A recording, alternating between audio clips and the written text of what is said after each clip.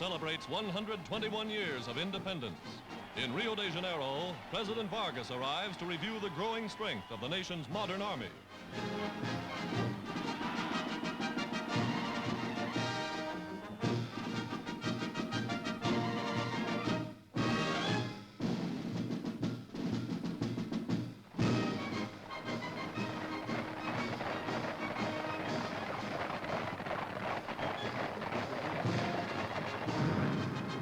Planes of the Brazilian Air Force form an umbrella for big mobile artillery units rumbling through the streets of the capital.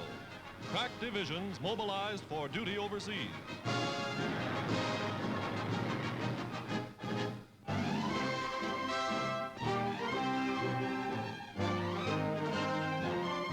In Canada, women in overalls are a familiar sight.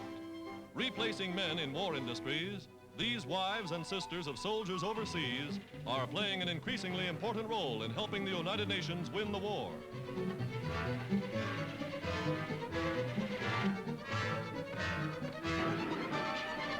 Tossing red-hot rivets with all the skill of veterans, these girls are helping Canada turn out 10,000-ton victory ships.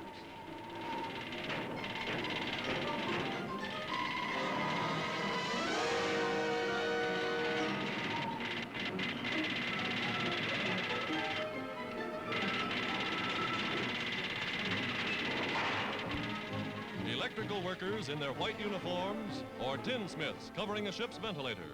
They know their jobs.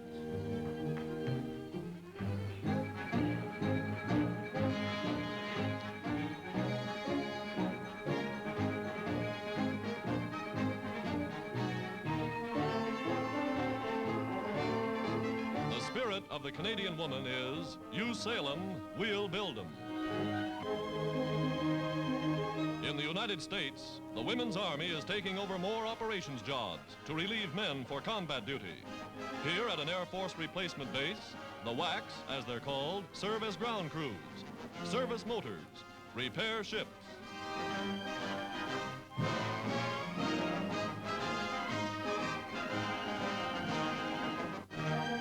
Today, women of the United Nations are backing the attack, serving wherever they're needed.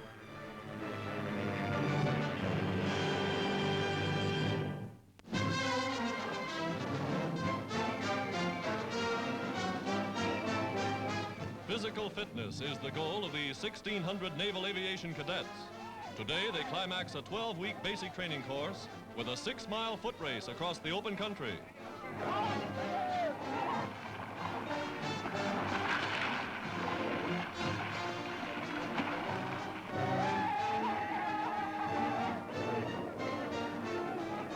This is the kind of endurance test America's future birdmen must pass before they can win their wings. Tomorrow, they'll fly the planes, but today they must first use their legs.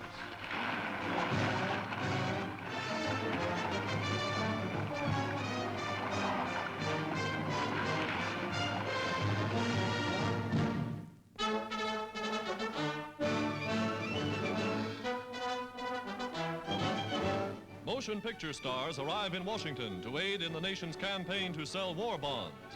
Riding in Army cars, the celebrities parade through the streets of the capital. Stars known to cinema fans all over the world.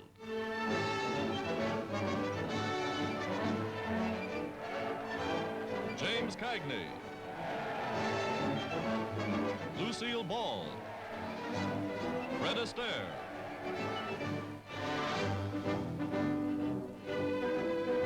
From atop the Washington Monument, we look down into an arena as thousands gather to cheer their favorites.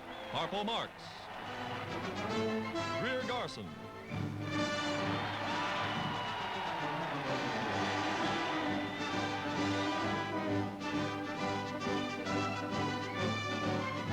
a parade of the Army's famous Jeeps, and the slogan is, "Back the Attack." Little Mickey Rooney and Judy Garland, all aiding the cause as the people of America invest in government bonds to win the war.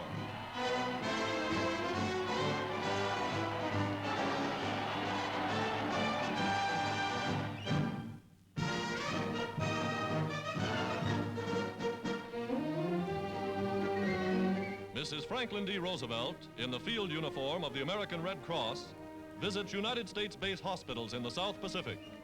Popular wherever she goes, the President's wife is the subject of many a camera snapshot.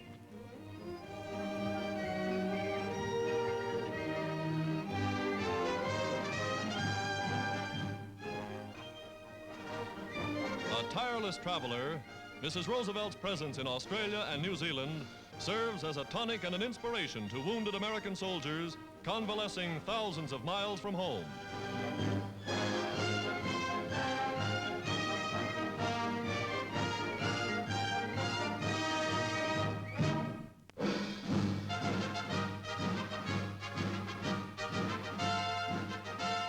The invasion of Nazi Europe through Italy by the American Fifth Army. Embarking for Salerno, just below Naples, the great amphibious force of Lieutenant General Mark Clark strikes for the north, even as Montgomery's Eighth Army rolls virtually unopposed through the south.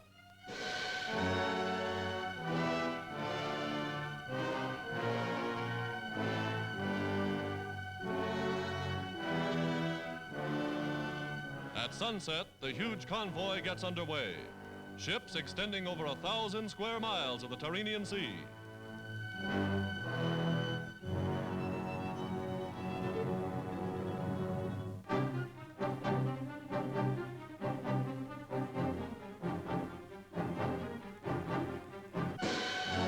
General Clark, Fifth Army Commander, and Vice Admiral Henry Hewitt commanding the fleet.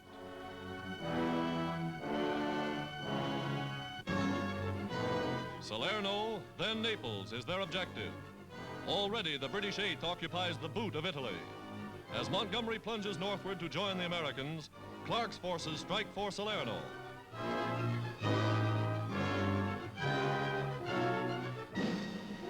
Aboard ship, Ranger battalions study relief maps of the Italian coast. Every mountain and every valley is memorized as they steam for Salerno.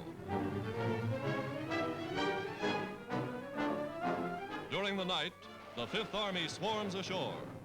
In the faint light of dawn, under attack from German batteries emplaced in the hills, they dig in, establish their beachhead, and fight back.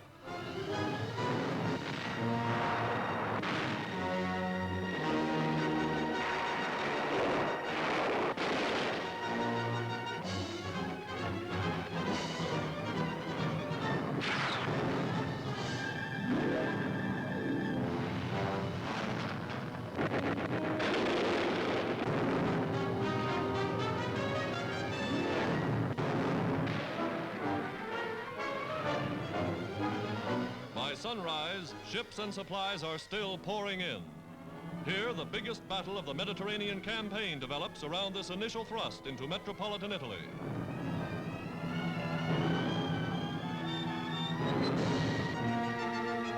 Pushed back time and again by superior Nazi forces, the Fighting Fifth is reinforced on schedule.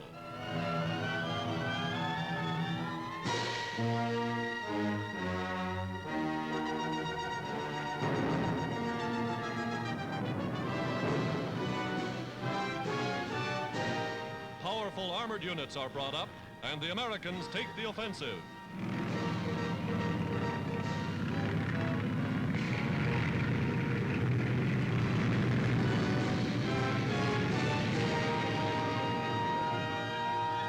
General Clark directs the attack from the beach itself.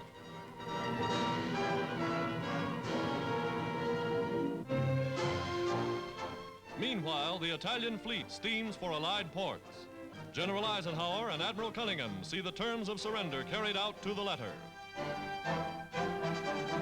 Many of the units tie up at once embattled Malta, the greatest naval victory of the war. Today,